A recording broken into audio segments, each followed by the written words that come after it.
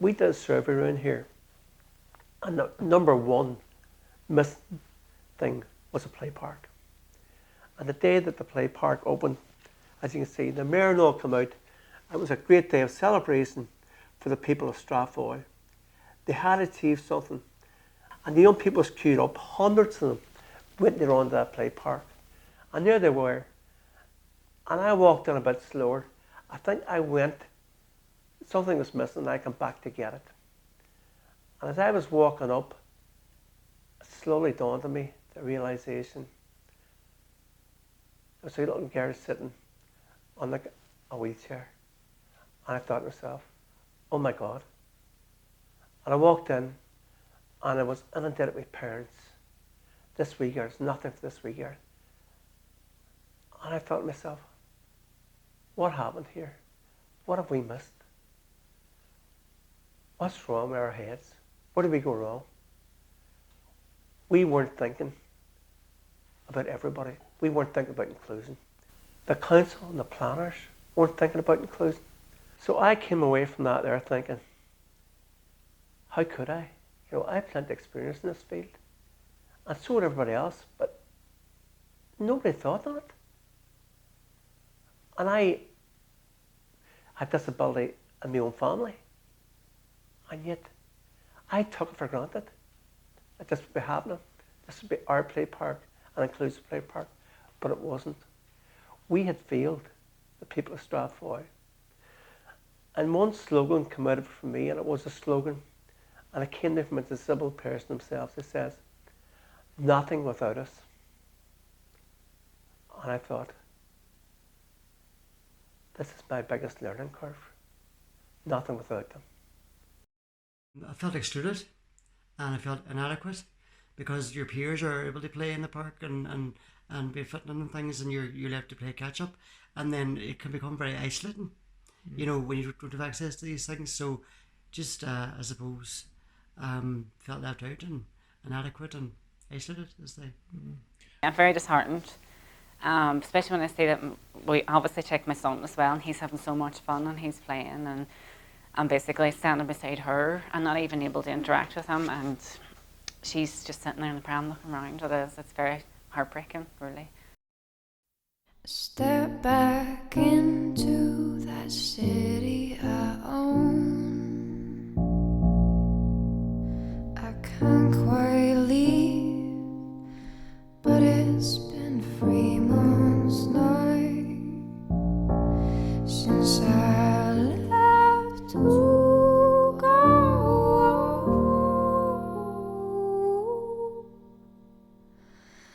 And I feel like I don't know.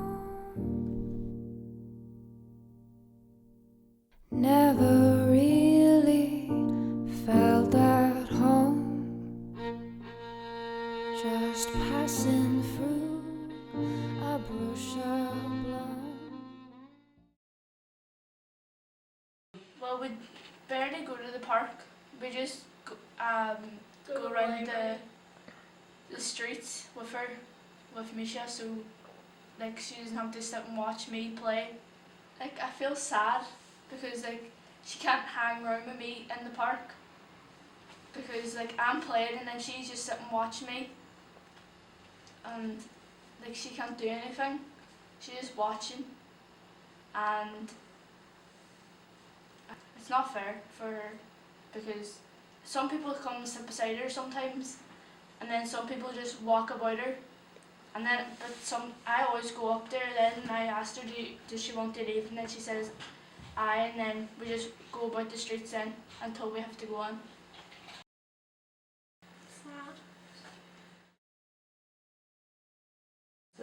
The wee shelter Right. thing at the top. And is it hard? It's hard for the wheelchair then to go over all that chippings on the. All the bark. It's very bumpy. The wood chip, in a way, sort of, if she was out in it, keeps her safe. You know, because if she falls, it's a softer landing. But for us, it's a nightmare. It's a nightmare to get the pram in and out. Say the path goes around the play area. To get Shannon on the actual bucket zone, we have to push the pram through the wood chip, and it's not the lightest of prams, and she's not the lightest of girls, like, so it is a bit of a handling. And a fool like I don't know. She's usually at the shelter and like waiting on her friends, and, like depressed, lonely, sad because there's no park for her. I think it just makes them feel excluded and left out, because it wouldn't be nice for someone, if it was you, to be excluded or left out, and it just makes them feel as if they don't have a right to play in their own area. I think they should get some equipment for people with a disability so that they can play. The council's only provision, bar the play trail, is Brook Park, small area in the city. This is what we want to achieve. Maybe not in the same scale, but we want to start. And you've asked why that's the case.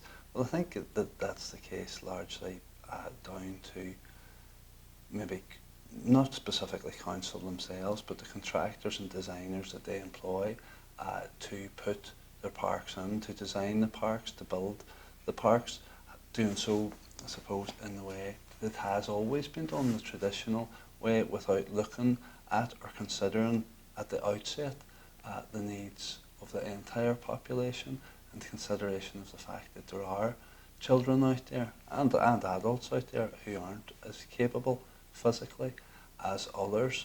I mean, everybody becomes lyrical when they're asked about children with disabilities, saying, oh, it's a terrible thing, and they're very warm and supportive and so forth. But that's no good unless you actually do the practical things that are needed. Your sympathy and your warmth count for nothing. So it certainly should be written in that at the earliest stage, that planning stage, the planning department, apart from anybody else of our local councils, should be alert to this. And if there's no facilities for young people with disabilities or children with disabilities and the plans for a play park, they should say, we're not passing that plan. You have to do this. They're not statutorily sort of required at the moment to do that, but under equality legislation and so forth, this is the type of thing which could be tested in court, but we shouldn't have to come to that. We shouldn't have to go to court. This is an entitlement. It's a civil right of children with disabilities, and that should be the end of the matter. Will it be used? You know, you can't look on the future, but what you can say is that, you know, once the one in Brook Park has been built, there's been an awful lot of people now forced to travel to use that. So I think there's a need for this in every community. You know, we've learned a hard lesson in brand new park, a lot of money invested into it, but unfortunately we didn't have provision, and we had to go back, and then we had to start a campaign. We had to get people out, and the energies that was wasted could have been easily resolved at the very, very start if there had been a proper consultation, talking to everyone within the community. Take the people, as I said, first of all, to places like Brook Park, let them try it out there and let them say no. We think that, although it's brilliant, it's well laid out, let us try. We want to move this here, we think it's more beneficial if it had been this, and put that into the consultation, let them sit in the consultation, the plan's drawn up, you know, because other people's going to use it.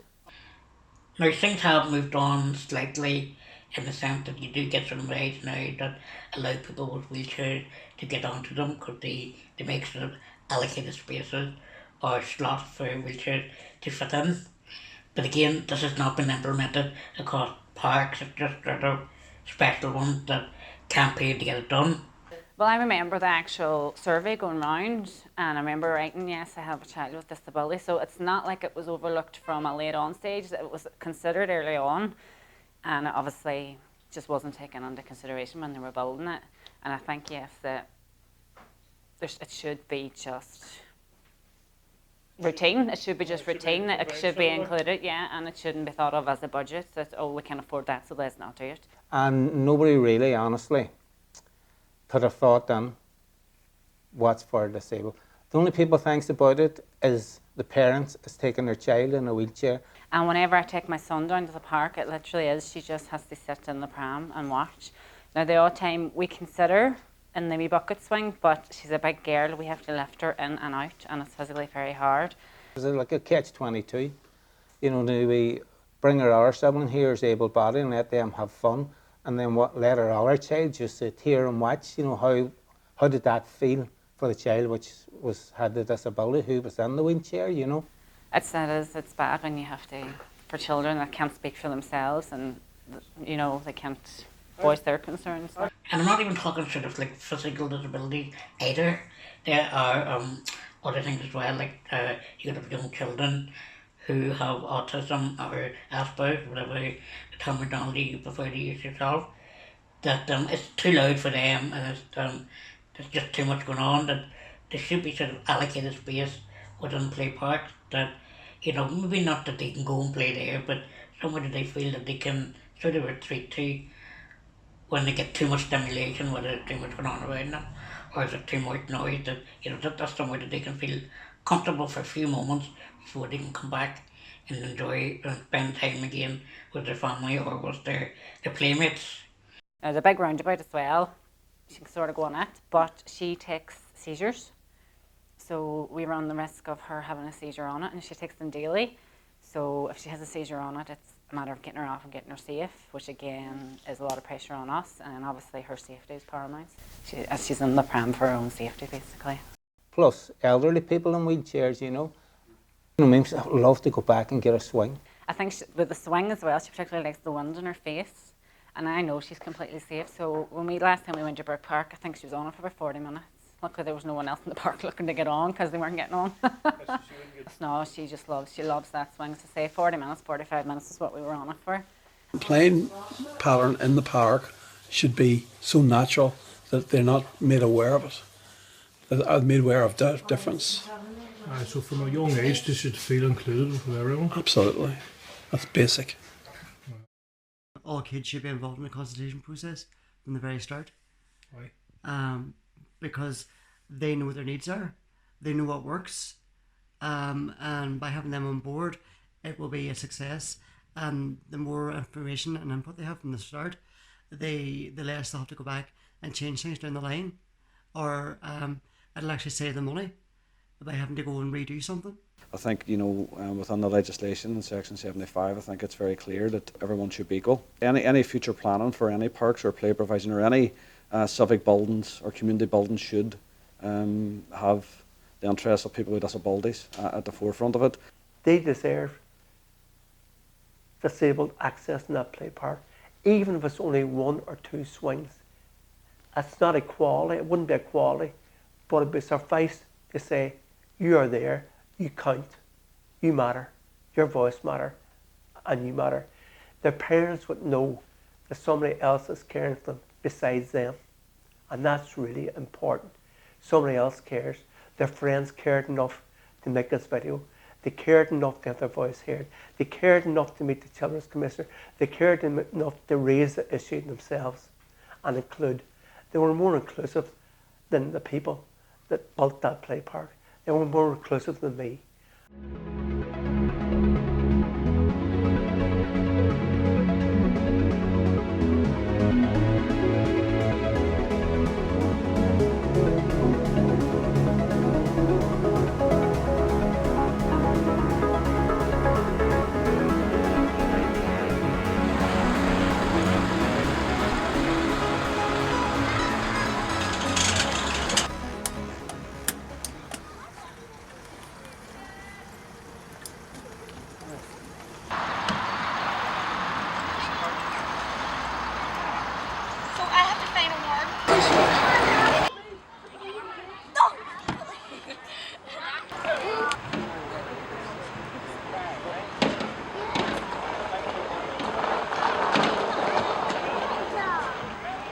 Part of an inclusion, it's not just for people with disability that they feel belong, but it also means then when you included yourself, that the other children, especially at a young age, will interact with you more often, and it sort of removes a taboo and a stigma around disabled people, because, you know, when they're interacting with ourselves on a more regular, in a more normal environment, you know, they do tend to see us that we are one of them, we are equal to them, we're no different. Whereas if we're not able to take part and think we're just sort of sitting away in the distance and looking on at them enjoying themselves, or having to go to our own play parks to play with things, then it just re-emphasises a false truth that we are different, that we need things to be over there, away from normal society. To feel included for parents, not just Shannon herself, for myself as a parent, to feel included in the park is a big factor for us as a family, to be able to go down together and everyone participate. It shouldn't be an afterthought. It should be in the design of anything that's getting delivered or built. I have a saying that I always use is nothing about us without us. And that means from my point of view, it's co-design, co-production and co-delivery of any service in any kind of facility or play area. The only way that we can make a difference to make parks more inclusive for everybody is if you let people know what it's like. You let people know what issues you have, because if you sit in silence, nothing gets done. Okay? I can't speak, I can't make a sign. Sometimes the meaning is lost, it changes when spoken alive. Just make me laugh if we have to talk. I don't wanna undo this life, this dark, this moment's all we got. Just jump into silence.